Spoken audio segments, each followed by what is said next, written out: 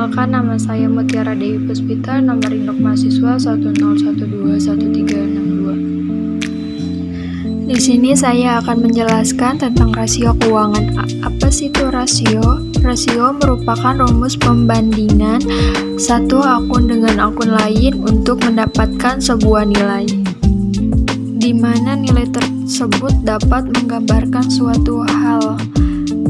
Ada rasio likuiditas, rasio profitabilitas, rasio solvabilitas, rasio aktivitas. Rasio profitabilitas adalah rasio yang mengukur kemampuan perusahaan dalam memperoleh laba. Rasio likuiditas, rasio yang mengukur seberapa likuid suatu perusahaan atau bagaimana perusahaan sanggup membayar kewajiban jangka pendek. Rasio solvabilitas, rasio mengukur sejauh mana kebutuhan keuangan perusahaan dibiayai oleh hutang.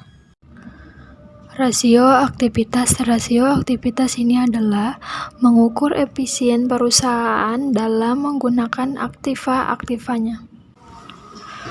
Rasio profitabilitas yang kita pakai itu yang penting ada 3. Yang pertama, return of equity, ROE, pengambilan terhadap modal.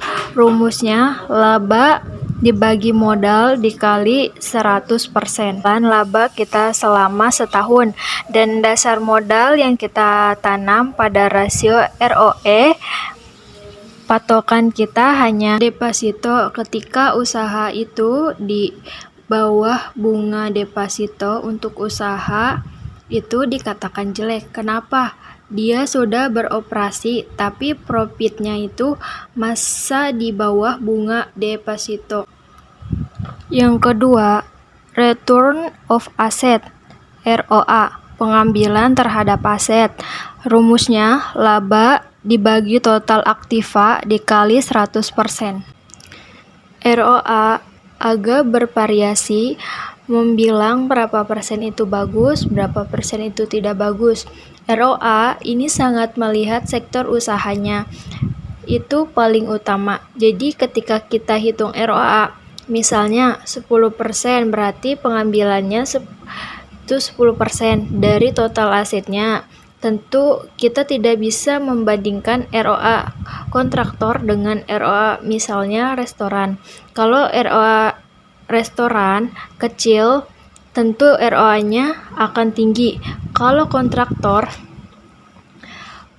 punya alatnya banyak, asetnya kecil banget, tentu ROA-nya kecil juga. Jadi hasil presentasi ini akhirnya bisa membandingkan, tapi gimana membandingkannya? Setiap tahun kalau ada 3 laporan keuangan, kita kaji 3 tahun.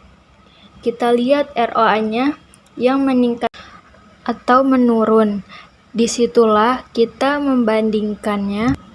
Kalau ROE tadi kita bisa pakai 3 tahun tapi pakai bantuan bunga deposito. Yang ketiga, return of sales, ROS, pengambilan terhadap penjualan. Ini juga sama rumusnya, laba dibagi penjualan dikali 100%. Contohnya dari penjualan setelah berapa persen labanya. Misalkan penjualan 100 juta, ROS-nya 10%, maka labanya 10 juta ini juga sama dilihat dari sektor usahanya. Rasio likuiditas untuk membayar jangka pendeknya.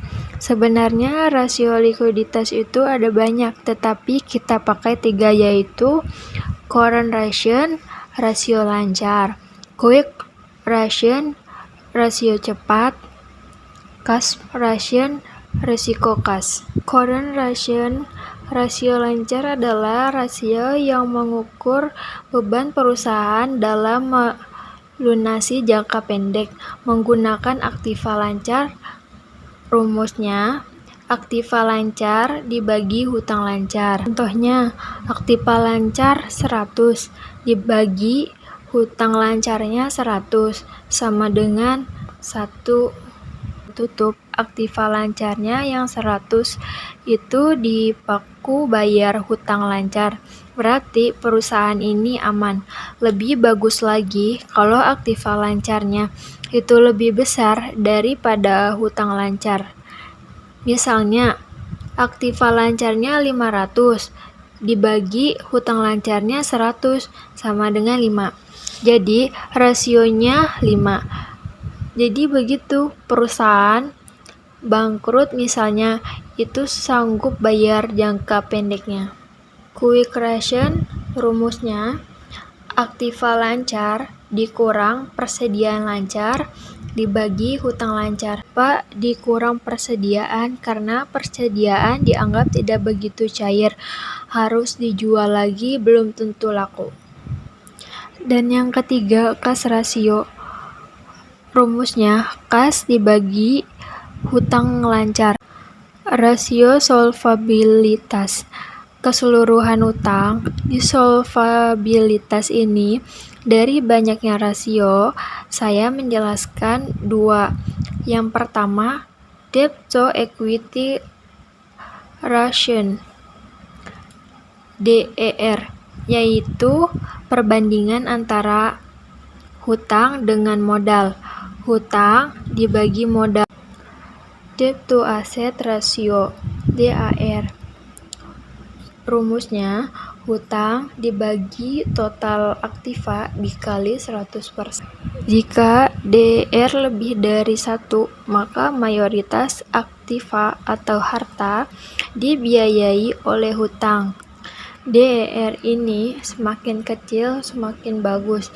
Jika DER lebih dari 50%, maka menyatakan bahwa sebagian besar harta dibiayai hutang. Rasio aktivitas.